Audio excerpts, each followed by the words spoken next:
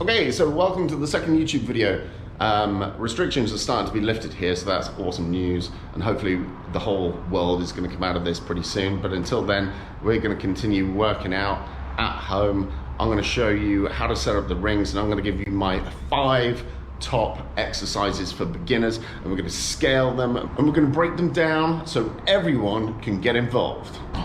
So first off, I'm going to ask you a favor. If you get some value out of this video, like and subscribe. That really helps me out. It helps me out on the YouTube algorithm. And also share it with your friends, because this is an awesome thing to do with friends. I'm going to have some friends come over and work out with me when restrictions are lifted entirely, and set each other challenges. So set little milestones. I'm going to help you with that, and then you can compete against each other and push each other to achieve that much more. You're not going to let me film this, are you? Okay, so the rings are going to come like this. They're going to have a little one-way clasp, and they're going to have a little half cut like that, sort of at an angle, just so you feed it through there. So the way to do it is simply press on the clasp, get the pointy bit, stick it through from underneath, and then through the crocodile clip, and it'll come through nice and easy. It's that simple. So I'm lucky enough in my garden to have something to mount the rings on. Now you're going to have something. It doesn't have to be quite this high.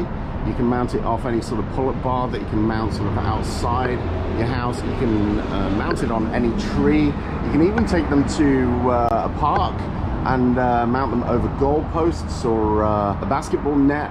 That would work perfectly well, and it's pretty quick and easy to do, so you can take them anywhere and use them wherever you like. One thing that I would say though, if you don't have, like I do, something either side of where the strap is going, they can slip side to side. So one way, top tip, to make sure that that doesn't happen is simply to wrap it over whatever you're wrapping it over, let's say a tree branch, twice, and then it's not going to slip at all. Okay, so once you've fed the strap over or through whatever you're feeding it through, quite simply just put the ring through, then get the pointy bit. Now you want to go through the middle and to the outside of the crocodile clasp. So get the pointy bit, the strap, feed that through, and there we have it. We are done.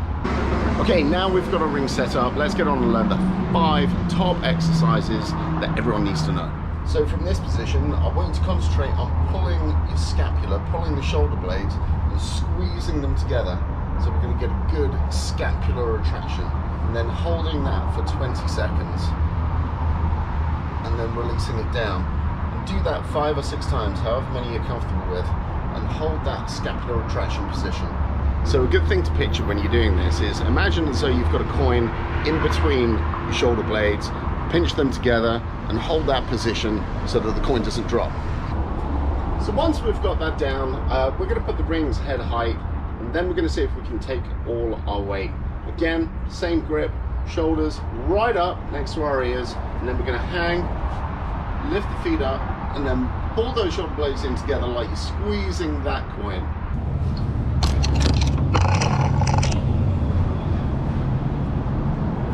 If that's still a little bit hard, no worries. When you're in that position, just keep one foot on the ground just to take some weight off. So once you've mastered that scapular retraction, the next thing I want you to master is exercise 2, and that is the pull-up. So the easiest variation of the pull-up is if you grab the rings, squat down, take your feet slightly forward and drop your butt to the floor. Then I want you to start with your shoulders up by your ears once more, scapular retraction, then pull your hands, and what I want you to do with this is turn them in so it ends in a chin-up position.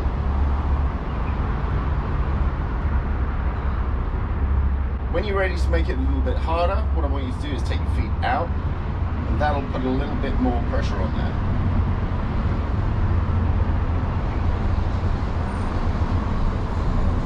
So then you're ready for a full pull-up. So again, same grip as before, just a normal grip underneath the rings. We're going to ease down, we're going to lift the feet off the floor, scapular retraction first, turn them in, and pull the hands to the shoulders. So moving on to exercise 3, we're going to learn how to do an L-sit, and we're going to scale that as well, so we're going to learn knee raises first. So this time I want to put the rings above the head so that you've got room to drop down with your shoulders up around your ears once again. Shoulder retraction, and then we're going to simply lift the knees up to the chest as high as they can go.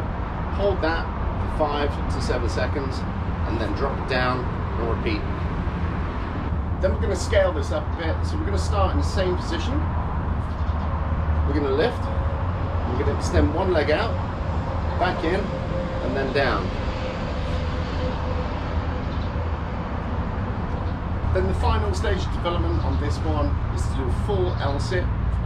So we're going to start there first, bring both knees up, extend the feet out to an L-sit, hold that for 5 to 7 seconds if you can, back in, and then fully extend. So now we're on to exercise 4, and exercise 4 is the push-up.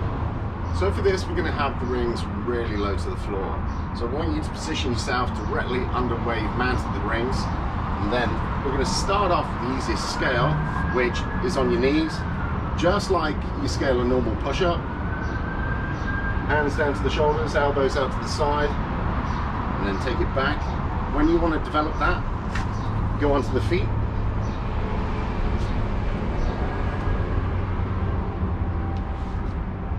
And the final scale is where you position your feet away from where you mounted the rings, and that's where your shoulder's going to sit above the rings, and that's going to put a lot more tension on the exercise.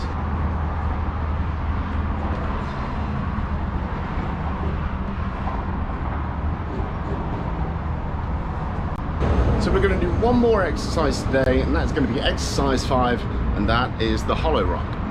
So the hollow rock is basically the foundation of all gymnastics, and this is the most important exercise out of any that I've shown you. And this, even though it's a floor exercise, this transfers directly out onto the rings, because this is the position that your body should be in all of the time. So to do the hollow rock, you lie flat on the back, lift the feet up and the shoulders up, so we're just pivoting on the lumbar area of the spine. So the first scale, hands across the shoulders, and we just tip without touching the floor, and we're rocking just like with the underside of a boat.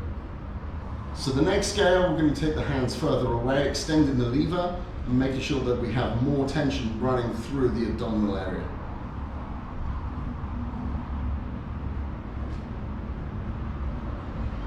Okay, so now we've learned my top 5 exercises when beginning rings. Let's incorporate them into a workout and start the music.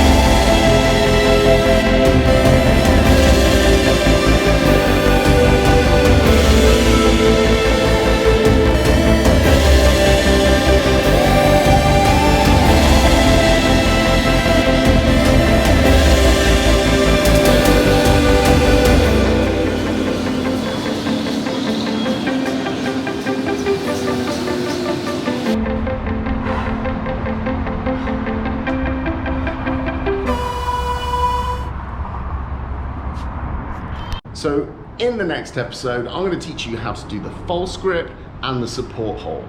The false grip, if you're not aware, is the grip that all Olympic gymnasts have throughout their entire routine and is fundamental in learning the next steps.